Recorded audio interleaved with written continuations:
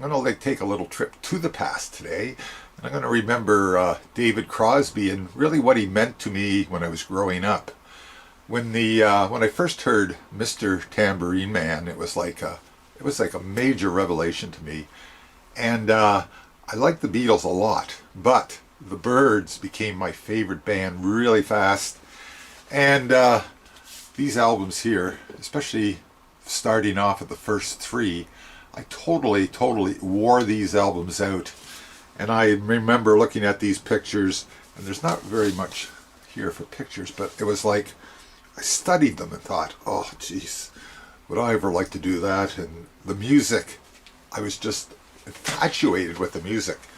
Second album, Turn, Turn, Turn, another one came out right after Tambourine Man, and these albums, I literally listened to them till I wore them right out. And I had a little record player that looked something like this, just a little box.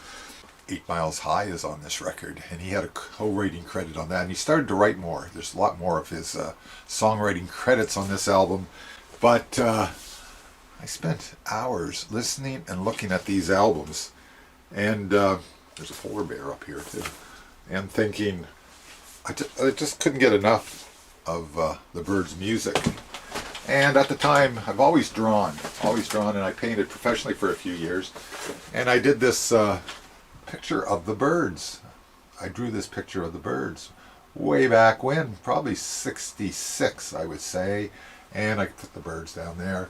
And thank God my parents kept it, because I certainly at the time would have just, So after that, we went to Crosby, Stills and Nash, first album, and I do like that album. It's okay, but Long Time Gone is my favorite song on that, and that was written by David Crosby.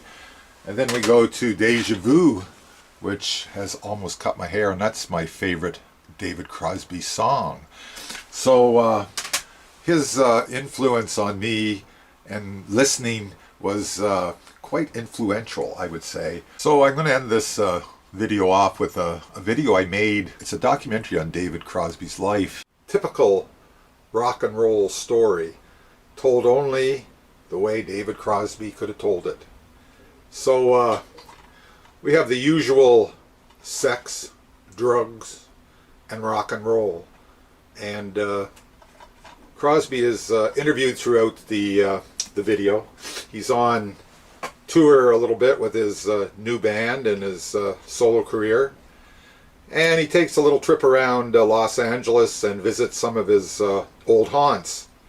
We go to the house in Laurel Canyon where Crosby, Stills and Nash were formed, and he can point out the window from the driveway where it all started, all within 30 seconds when they started singing together. So Crosby doesn't hold anything back when he's asked a question. When he's asked a question about anything, he'll give you a direct answer, and it's always truthful, because not too many people come out and say, look, I was a real asshole at times to different people, and I had an overbearing ego and all this stuff, and he readily admits that he was wrong and he did a lot of things that he regrets. But that's David Crosby. It's a fascinating look at his career too. You get a little glimpse of the Byrds, and Roger McGuinn is interviewed, and then you do the Crosby, Stills and Nash thing with Neil Young. All in all, on the cover of this DVD it says one of the best rock docs of all time, and I agree. It's definitely within the top 10. Doesn't get any better than this, and you get a real informative look at David Crosby through the eyes of David Crosby.